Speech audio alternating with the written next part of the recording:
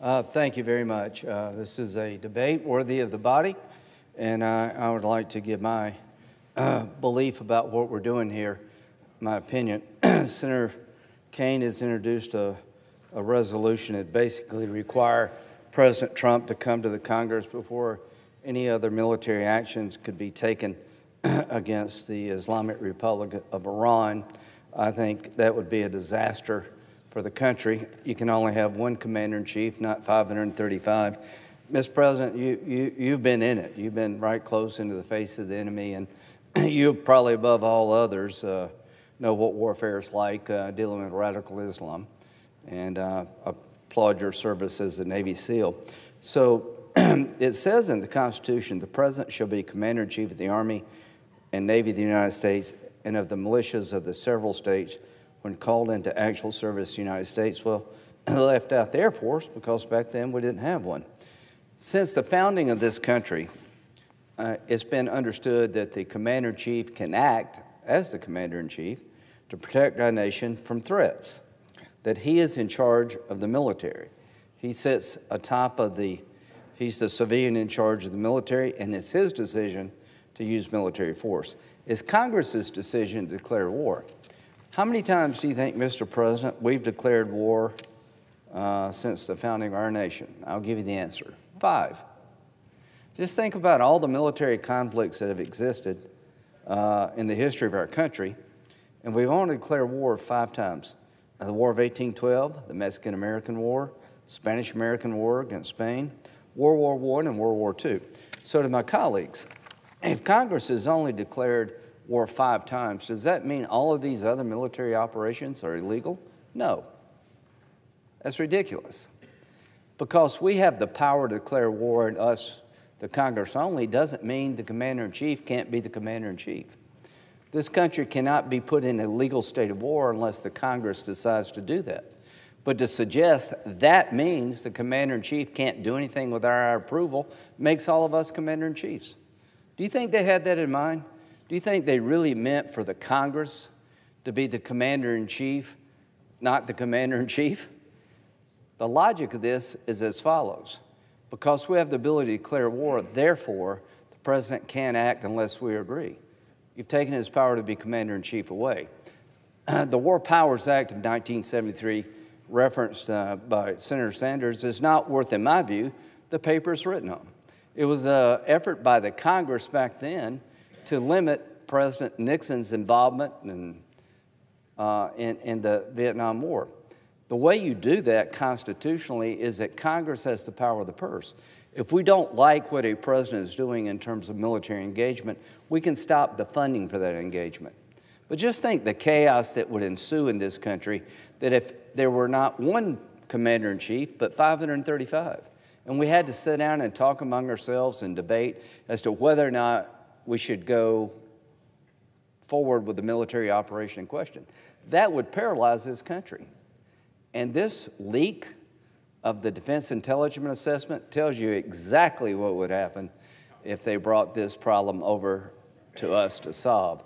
So it's been clear to me that only 5 times in the history of the country have we declared war, and we've had hundreds of military operations that the founders never envisioned. The ability to declare war means the President of the United States, as Commander-in-Chief, cannot act unless we agree, because that makes us the Commander-in-Chief, and that's not what they were trying to do. They were trying to make sure the country could not go into a legal situation involving war without the body as a whole making that decision. But when it comes to how to use the military, when to use the military, we have a single person who does that. That's the Commander-in-Chief, and that person can be limited by Congress's ability to cut off funding for military operations they don't approve of. So the War Powers Act, I think from its very founding, was unconstitutional. But this is a case study of the chaos that would be created if we accepted their version, the proponents' version of this. That President Trump would have to come to the Congress as a whole before he decided to strike the next nuclear facility that maybe we don't know about, or there's some imminent threat to our troops in the region. That's just not practical, and that's not what the founders meant. They put a single person in charge of the military, and that was the President of the United States. They made sure that going to war was a group decision. And in this country, we've used that process 5 times in 250 years. So not only did President Trump have the constitutional authority to engage in Operation Midnight Hammer, it was an incredible success.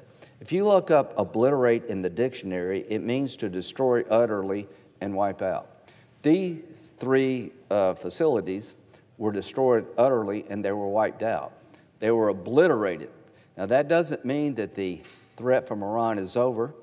The desire of the regime still exists, and we'll have to deal with Iran down the road.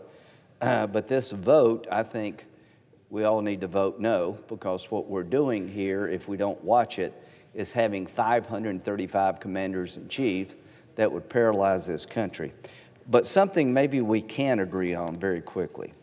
Since the attack, the Iranian regime has gone on a terror campaign against their own people. They've arrested at least 700 people for ties to Israel. There have dozens of people been hanged, with basically drug out of their houses and hanged. Iran turns to internal crackdown in wake of 12-day war. I will be doing a resolution condemning this regime's action. What they're doing is that they're trying to maintain power over their people after this attack. People in Iran are getting fed up with the Ayatollah. Instead of listening to the people and changing the behavior of the regime is engaged in a terror campaign of extrajudicial killings, imprisonment, and beatings to suppress the people. And I think this body and the civilized world should condemn what's going on in Iran right now. As to negotiations to solve the Iranian nuclear ambitions and to try to get a deal with Iran that we can all live with, count me in for that. But you got to remember, the people you're negotiating with, as you talk to them, are killing their own people to try to keep them in control. And I've got one idea. Before we negotiate with Iran, they need to say one thing. We don't like Israel, we don't agree with Israel, but we recognize the right of the state of Israel to exist. The policy of the Iranian regime is to destroy the state of Israel, purify Islam, and come after us, the infidels. Until they change that policy, nothing's really going to work. So what I want to hear before we sit down and talk to the Ayatollah and his henchmen is that for the first time ever since the founding of the Iranian regime, they recognize Israel's right to exist. Is that too much to ask? Finally, this is the 80th anniversary of the end of World War II. 80 years ago, this past month, the Nazis surrendered, and one of the hallmarks of the Nazi regime was to kill all the Jews. 80 years later, we're having a debate about a regime that wants a nuclear weapon to kill all the Jews, and we're wondering what to do. You know what we should do? We should make sure they can't kill all the Jews.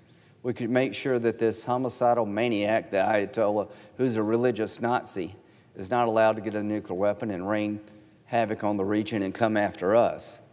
It's hard to believe that 80 years later we would be having this debate. What should we do? To my good friend Senator Sanders, your solution will lead to World War III. You will appease evil. And World War II happened because people like Senator Sanders did not stand up to Hitler. They did not choose wisely. They did not stop him when they could. And that's exactly what's going on now. Until this religious Nazi regime gives up their desire to destroy the state of Israel, to wreak havoc on the region, and to come after us, chanting death to America, then we should stand up to them. I'm not advocating invading Iran, but I am advocating being tough, no sanctions relief, and don't reward this behavior. Vote no to Senator Kaine's proposal. Stand up for the Constitution as it's been implemented for over 250 years. And all of us pray for the Iranian people and for our friends in Israel that better days are ahead. But these better days only come with sacrifice. And as I speak, people in Iran are sacrificing because they just want to live free. I yield. Don't use it, Maya.